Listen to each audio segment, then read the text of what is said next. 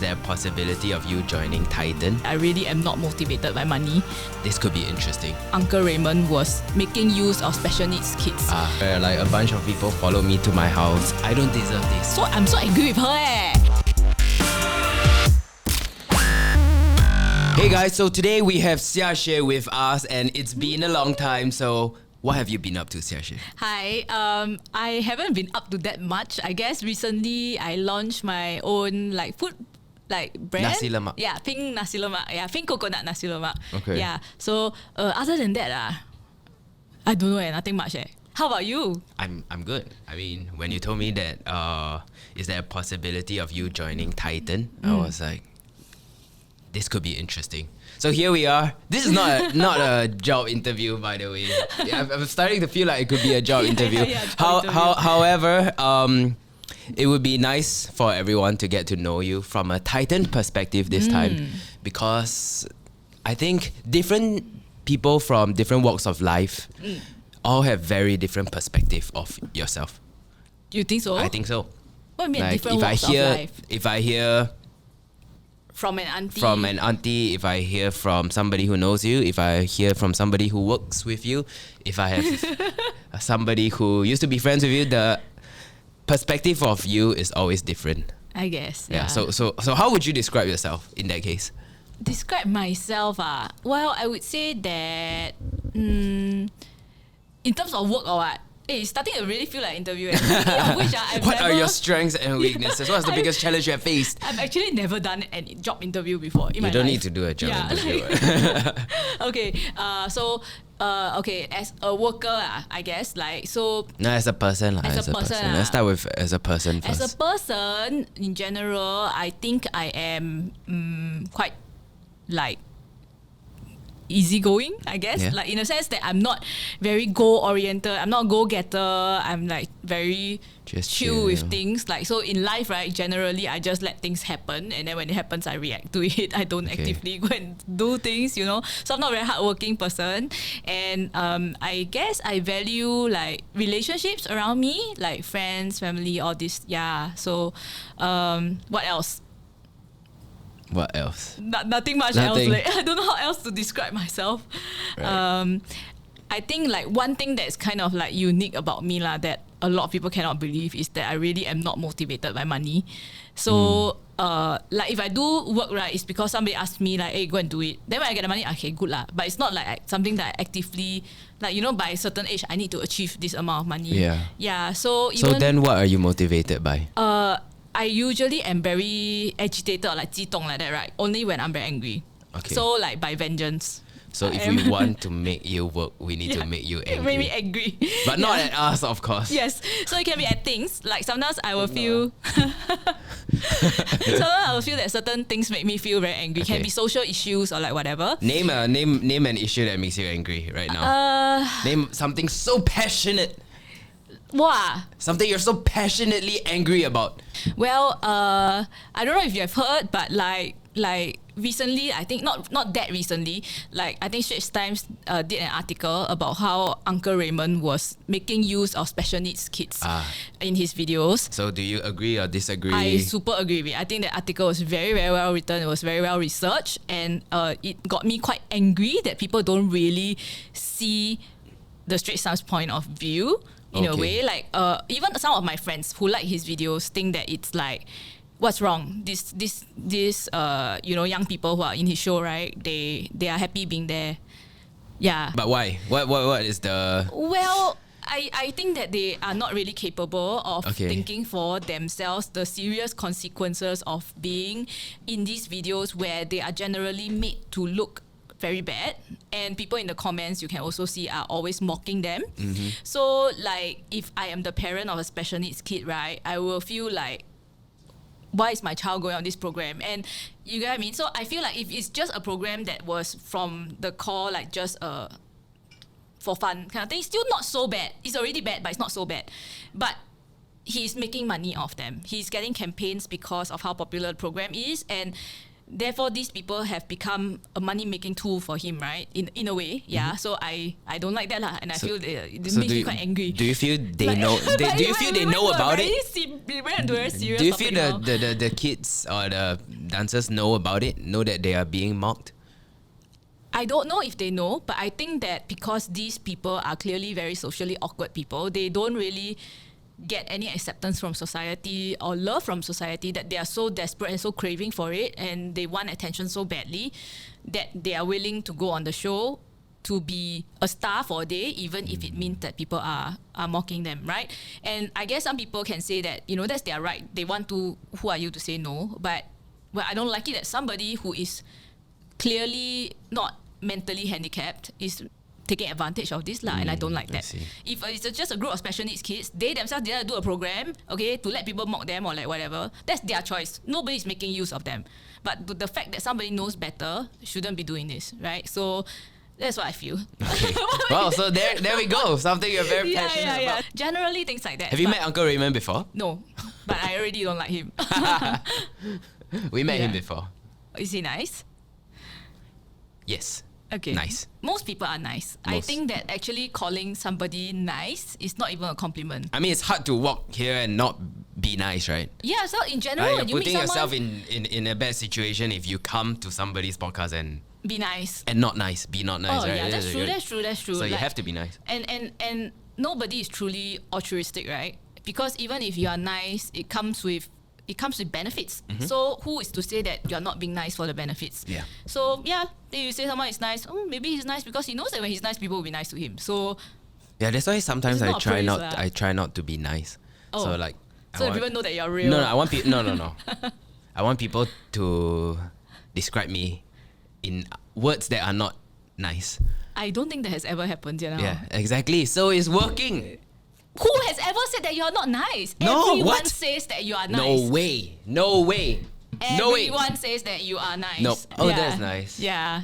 So I don't think your plan is working, just saying. Okay. Yeah. Damn. Should we talk about why we're doing this podcast? Yeah, let's talk about why we're doing this podcast. Okay, so like this is our pilot episode, right? So like from now on, we will both be the hosts. So today is just the two of us lah. But next time round, we will be having guests, right? That was the plan. We will have some guests. What kind of guests would you like to interview? Uncle Raymond? Uncle Raymond. Definitely need to have Uncle Raymond. We need to have Uncle Raymond plus the Straits Times reporter. Oh. Yes. And then we just sit there and not talk. Yes. Just let it happen. Right. I think that's a good idea. And so what other guests would you like to see? What other topics fill you with such passion and anger? Wow, I don't know. I don't like to meet the person in real life and confront them. I'm very not confrontational. So you're not confrontational. Yeah, I want to like you're more online. like do the research and then kill them with your words online.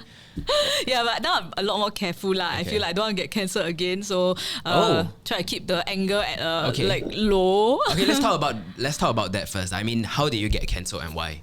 Well, I got cancelled because I think it's because of Raisha Khan. And now that I think about it, I'm so angry with her. Like, cause like you die want to go and become a politician. Then I don't like you. I posted something about you, right? Then like years later, you go and cancel yourself by telling a lie in parliament, right? Then now you are out of the whole politics scene, right? Then in the first place, why you even join? You never join, I wouldn't even get cancelled. That's how I feel. Like, I sue, you know? So like, so I think I posted something about her. I don't even remember what. I think that at that point when she was running, like people were having this sort of like cult-like love for her, for the more woke kind of crowd lah. So like I was a bit irritated, so I think I posted something, and then people started digging all the old things that I posted, and somebody found a tweet that was from 2011. Oh no! Which is, what did you tweet? Wow, like how many years ago? 13 years ago. It was not nice. Okay, so like many years later it got dug out, and then so it created this whole hoo-ha. It's like this, and then like some girl decided that she would compile all of my clients into Google, what's that called? Google Docs. Google Docs, yes. So Google Docs can be accessed by everyone, right? Okay. So she would see who is leaving a bad comment and then like send that person the Google Docs. And the Google Docs is information about all my clients and how to contact them. And a draft email that was already written already. So, hi, I am blah, blah, blah. You just need to fill in with your name, right? Okay, I saw that you are working with Xiaxue, right?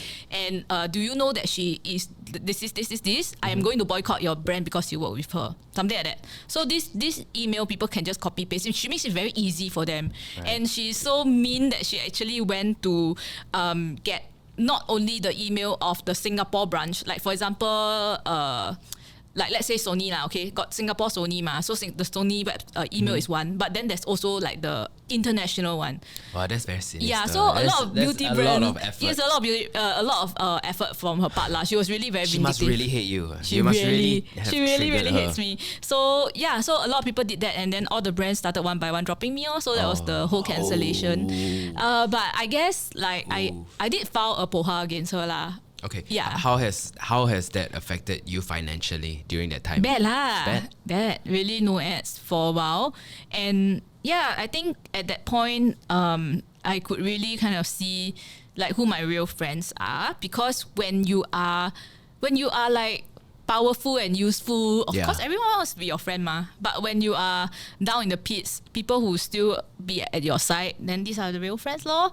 Yeah, so I'm very glad that like me, you are one of them lah. So thanks. yeah, it's very easy, right? I try to be, because I know who you are in person. Right. I know that you are a good person. I know that you have some quirks, but like doesn't necessarily mean like you're a bad person. That's why when you said you're interested to join Titan, I had no qualms about that, because I know who you are. But that's why we go back to a lot of different people have different perspectives of you, and some probably think you are like super evil or super bitchy and just want to watch the world burn, and that's why you deserve to be cancelled. Many people know that I don't really enjoy talking that much, which is why I really have not had a podcast that lasted more than, let's say how much, 10 episodes. Really? So you do halfway then you just give up? No, I try. Okay, what I try to do in Titan is I try to pave the way so that others can grow. Take over. So like, just putting myself in there, hopefully I start it the way I envision it to, and it creates a good proof of concept, and then the rest can take over.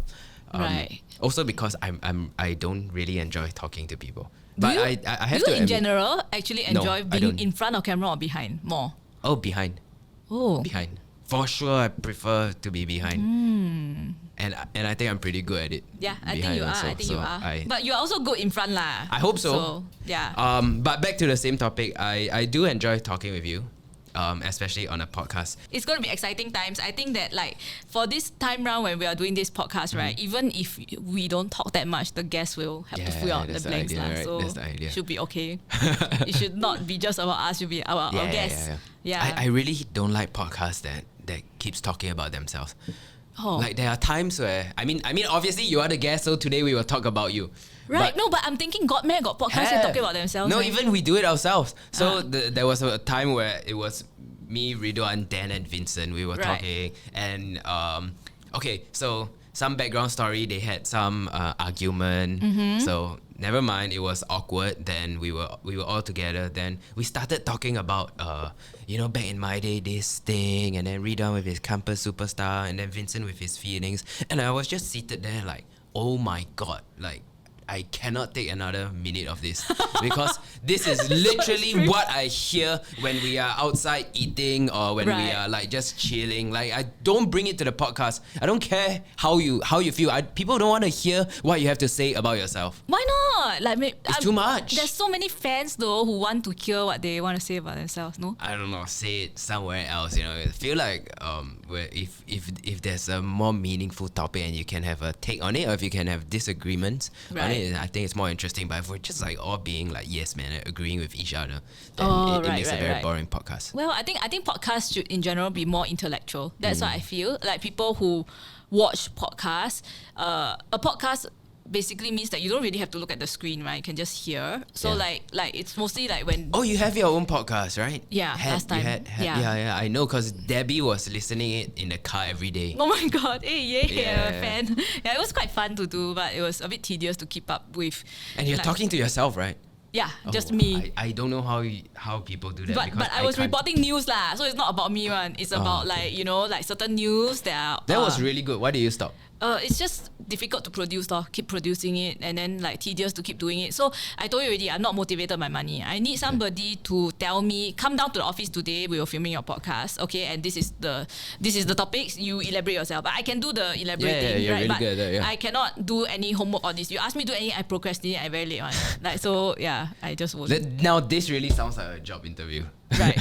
At least I'm honest. I'm like, okay, I'm very lazy. I tell you. No, first. you say that, right? But I think it's been maybe 3 weeks since you joined Titan, Yeah. right? And the experience I hear from kexin, she put me aside. She's like, Xiaxue says she's very lazy, right? Actually, she's not very lazy. Yeah. She do all the things by herself. She completed what and like. And then I realized, right, your definition of lazy is very different from the definition of lazy today, because you literally came from the generation of bloggers, vloggers, creators who did everything yourself. You had to do everything yourself at that time. Like these days, when people create content, they have a whole media agency behind them. They have That's everything true. that is. It's quite good, actually. No lah, but then the new creators, if you are like not famous yet, then you have to have. I mean, they have yourself. TikTok. The amount of tools you have on TikTok now is like you can even a kid can edit. Last time I have to use Adobe last time you have to, Premiere. exactly. So that's difficult. what I mean. And then you have to learn, and then the learning curve. Most of the time, people just stop. Yeah. The worst is what, the block skins. Last time we edit our own block skins with HDMI. Yeah. Oh my god, I know HDMI. HTML. What's HDMI? Oh, the TV one. HDMI. Oh my god. sorry. HTML. Yeah. Yes. With the what's that called? The bracket thing. You say you're lazy, but you know what? At least this time, we will push you Yay. on Titan's end. We'll force you to work. I need people to do that to me. Sometimes I'm like, hey, I'm a money making machine, but nobody is like pressing the button to make it like happen, So yeah.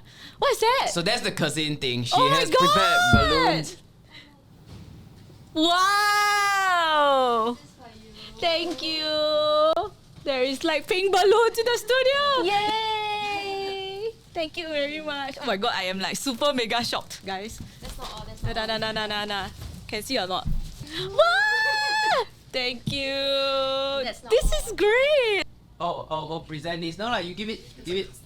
There's a custom. Oh my god. Walao. Jacket for you. Oh, Yeah, my it's hairstand It's so cute. I love it. Oh my god.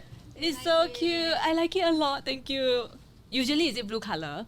Yeah. Does Is anyone this else the have only- pink no, color? You have No, the but then only I will pink. look so weird. I want to be part of the group. No, it's okay. This is our special Okay, edition. okay. I'll give you the blue one later. Thank you.